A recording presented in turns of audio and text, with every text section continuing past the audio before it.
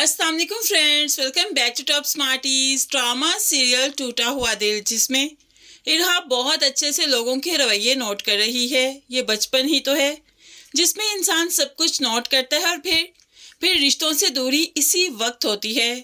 अब समीन सबके सामने चुप रहती है और किस तरह से मारिया और इरहा की पुपोज से बातें सुनाती है। इरहा सब कुछ नोट कर रही है और यही यही नफरत अब उसके दिल में उम्र भर के लिए रहेगी, अपनी पुप्पो के लिए। क्योंकि इरहा जानती है कि समीन किसी को ज्यादा जल्दी जवाब नहीं देती, ना ही किसी के साथ ज्यादती करती है, और ये नन्हा सा दिमाग ये सब कुछ सोचने लगा है। दूसरी तरफ इदरान इदरान भी समीन को पसंद करने लगा है, उसके साथ वक्त गुजारने लगा है। आज उसे डिनर पर भी ले गया, जिस पर समीन खुशी का इजहार करती है। जब आप मेरी जिंदगी में नहीं थे, ऐसा लगता था कि जैसे गम कभी खत्म नहीं होंगे।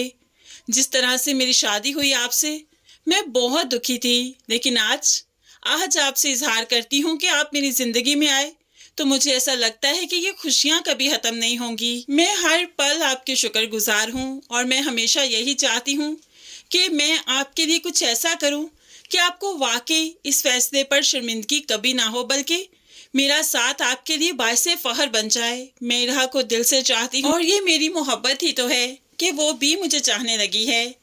इदरान समीन के मुंह से ये सब कुछ सुनकर काफी खुशी महसूस करता है।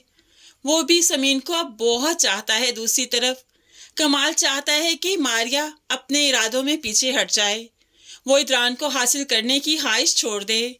इसलिए तो उसे कहने लगा, ये जो तुम सब कर रही हो ना, कुछ हासिल नहीं होगा, एक दिन तुम मुंह के बल गिरोगी। तो अब बहन को गुस्सा आ गया, अच्छा मैं मुंह के बल गिरूंगी या आप गिरेंगे? आपको मेरा इदरान के करीब आना क्यों अच्छा नहीं लग रहा, ताकि आपकी और रुश्ना की हकीकत सबके सामने ना आ जाए? ये हकीकत तो एक दिन सबके सामने आएगी ही आएगी, आखिर कितनी देर छुपा रहेगा ये सच। अब कमाल ने जब बहन के मुंह से उष्णा का नाम सुना तो माँ पर बहुत गुस्सा आया कि माँ ने इसको भी ये सब कुछ बता दिया, इसे बताने की भला क्या जरूरत थी।